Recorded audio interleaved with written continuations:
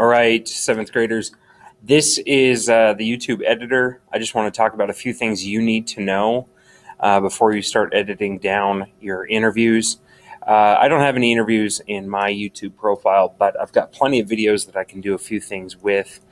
So let's take a look here. I'm just going to start throwing together a few things, a few videos that I think I could do something with. And let's see here.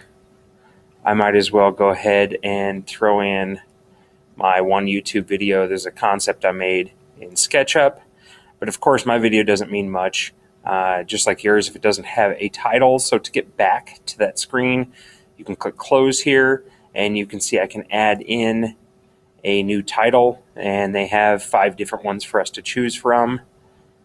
So I'm going to go ahead and select that, and you can see I can enter all my options in here.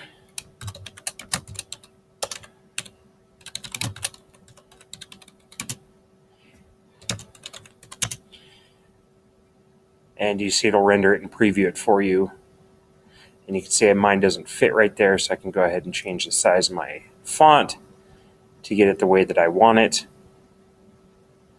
And that looks like it'll work well for me. And so down here, now this is the thing that I have, my biggest problem right now with the YouTube editor is it's in the mixing audio, because of course I'm going to want some audio, excuse me, in my video.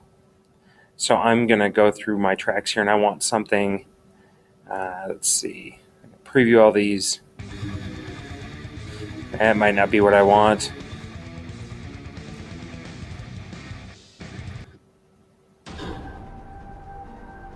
Perfect. If that'll work, you can see I can drop it into the audio section here. Now it's not going to show you this. You see it's playing this audio clip because that's all that's highlighted right now. But if I go ahead and click the bottom, you see it'll give you the hybrid.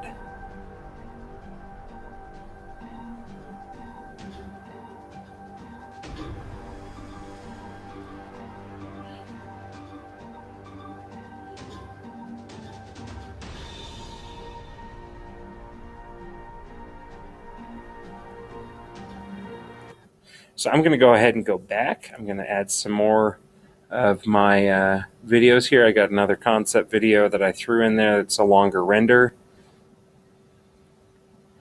And I might go ahead and throw another one in.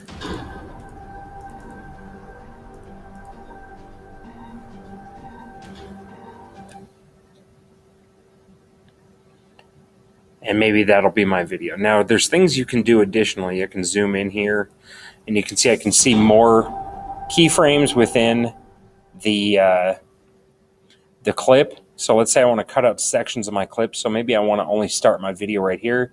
You can see I can click the split clip here button. And now if I zoom back out a bit, you can see that this became its own new clip, and I can cut that out. That works nicely. The problem what I was getting at before is the audio here.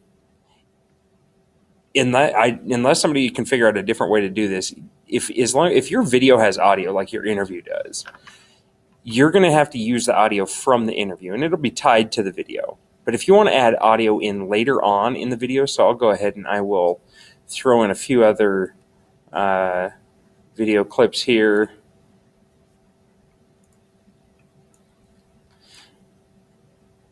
Just to show you and illustrate what I'm getting at.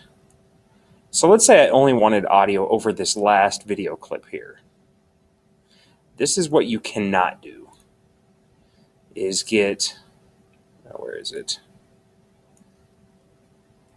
If you're going to add in the audio, it wants you to add it right after, okay? You can't add a blank space of time. So what you would have to do is if you wanted to add audio to your outro, like the one you made in one of your other lessons, you'd have to go ahead and mix that in a separate project and bring it back in. You're not going to be able to move this audio back here like you think it would work like this. It's always going to push itself as close as it can to the end there.